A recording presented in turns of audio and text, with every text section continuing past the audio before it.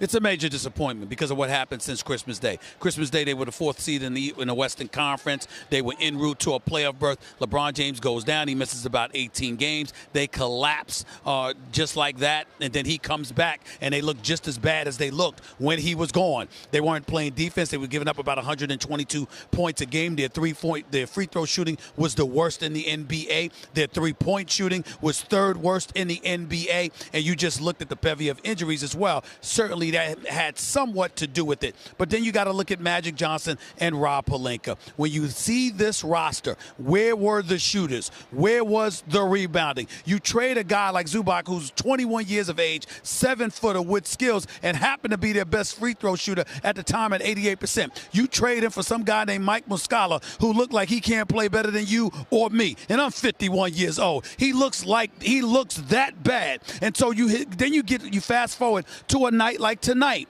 They're losing. They're stinking up the joint. They come back they were stinking up the joint early. They came back against Denver, and then Denver poured it on. What happens near the end of the game? Rajon Rondo is sitting not on the bench, but in the stands with the fans. These are the Los Angeles Lakers, a culture of championships, pride, purple and gold, Laker Nation, and one of your starting players is sitting in the stands rather than on the bench with the team. It's just an absolute embarrassment. And when you look at it from that perspective, to know that LeBron James is here as a player, to know that Magic Johnson is presiding over the franchise as president of basketball operations, you just don't expect something that ridiculous, that abysmal, that unprofessional. But it's all been happening here before our very eyes with the purple and gold, with the Lakers franchise. It's an absolute embarrassment, and it's something that has completely sullied the season for the Los Angeles Lakers, and in particular, Earvin Magic Johnson. He's got to do something